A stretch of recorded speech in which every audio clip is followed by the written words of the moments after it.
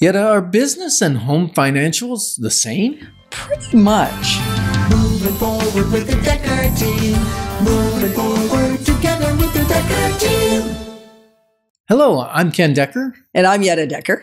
And we're excited to be with you and welcome you to another episode of Life's Inside Track, where we share techniques, thoughts, and tools that we all need, we all deserve, you, I, everyone, to turn our house into home where our families thrive and we live the best life possible. So what we're going to consider, Yetta, is why many families don't track their finances or their financials. Right. Say. And I think there's a lot of reasons for it. We're going to explore a little bit why we didn't do it for a long time. One, I think, which is a pretty easy answer, is sometimes you think it won't be great. So therefore, it's kind of like bury the head in the sand. Absolutely. Let's not just know what we don't want to know. So I think that's an easy. Yeah. And if you're in that situation, I've been there where I don't want to track something, even in the last year or two where technically we're doing quite well, but there were some things that weren't, and I didn't really want to track it because I didn't want to know how bad things really were. Yeah, so that can be, it is interesting. And it certainly was a point of conversation many times because knowing where you are means you can do more about it. But we're not going to give away the answers right now. We're just saying, what are those reasons that we might not? Yeah. Probably the biggest reason that I hear, besides just not wanting to know how bad it really is it can sound confusing. Right. Right? Like looking at finances, that's, I think, why you asked the question. Are business finances or financials the same as house financials or home or personal finances? And they're really, really similar. I mean, we might use slightly different words for the different documents, and really they're doing the same thing. Yeah. And if you look at a healthy business will know at the end of the month where they're situated, maybe even partially through the month.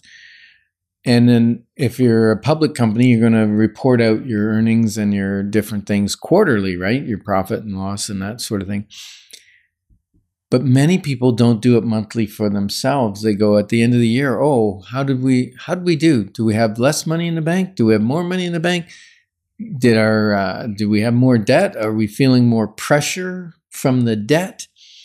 And so we don't generally take a proactive approach like a business would, where, especially if you're in a business where other people are investing and there's that level of accountability.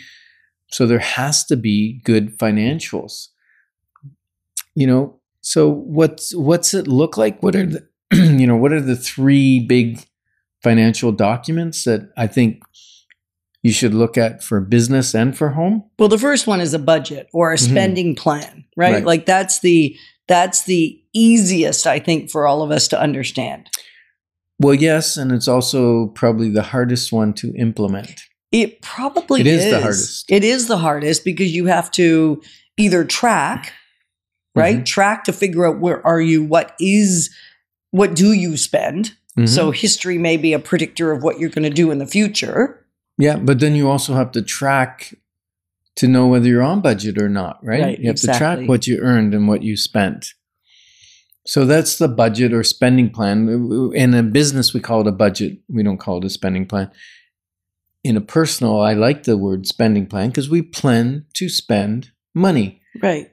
And then there's the profit and loss. Now, that's a weird name, profit and loss. Because can you have profit and loss? I guess you can. Nope. No? So it's profit really, in one area, loss in another? Well, you could, but a P&L statement is really a profit or loss statement. It shows for the period of time, whether it's a year, a month, 6 months, a quarter, whatever time you divided, whether you have a profit or a loss for that period. And generally, people in business will do monthly and then quarterly and then yearly. And then the last one is a balance sheet. Wait, what do we call that in our home, though? Oh, in our home? In our personal finances, would we still call it a profit or loss statement, or what would we call it? Yeah, really, it's a net gain or a net loss of wealth, because if you spend more than you earn in a month, your net worth goes down. So you've lost equity, you've lost money. And if you spend less than you earn, then you've increased your equity and increased your wealth. So we call that a money. profit. It's not really a profit. It's you spent less than you earned. Right. So you have more equity, more on the balance sheet. And the balance sheet is the last one. And in the business, it's called a balance sheet. And a balance sheet is like taking a picture of the financial situation of a business at one particular moment in time. And we do the same thing, but we call it a net worth statement, which is basically a balance sheet. And later on, we're going to explain these things out and explain how to do them and explain what the value of them are. Right. But I think the biggest reason we don't do it, back to sort of what we're going to consider, is because we don't know how. Yeah, or it sounds daunting. It's ignorance, or it's daunting, it's overwhelming, or we don't like numbers. Right. So where did I get my accounting? Grade 12 and grade 13 accounting class. Right. Maybe you didn't. Now you're giving away your age. Yeah, because grade 13's been doesn't gone for a exist bit. for a long time. Yeah, I know. But so maybe you didn't take any accounting. Maybe that was, the geeks took that and you didn't want to take that.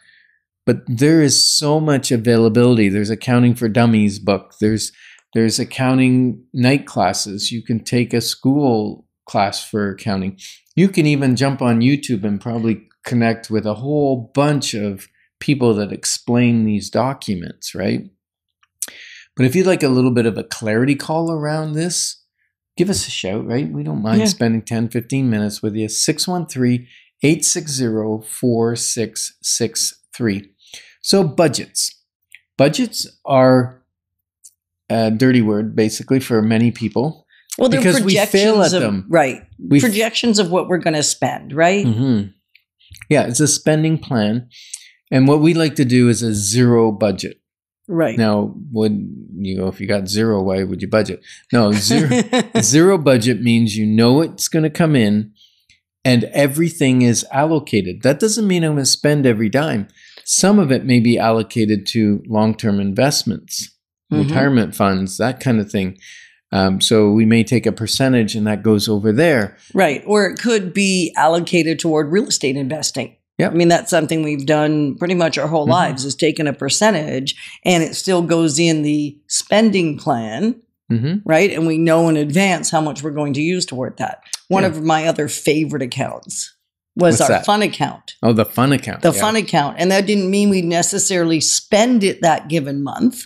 Because, as an example, you wanted from your fun money, your play money, you wanted to purchase a larger TV. Yep. And so you would allocate a percentage toward that and accumulate, but it still comes out of that month's spending plan and moves into a different bucket. Right. So then when it comes time to buy the TV, it doesn't come out of that month's budget because the money's already been accumulating. We call that capital accumulation. So you could do capital accumulation for replacing the shingles on the house. You know that the furnace is going to die at some point. You could every month put $50 or $100 away for your future furnace. Yeah. So my question is, do you handle your budget, or is it a bit of a gamble at the end of the month whether there'll be enough money? And we're honored to be positioning you to build wealth wisely because it's about way more than just money. Moving forward with the Dekker Team. Moving forward.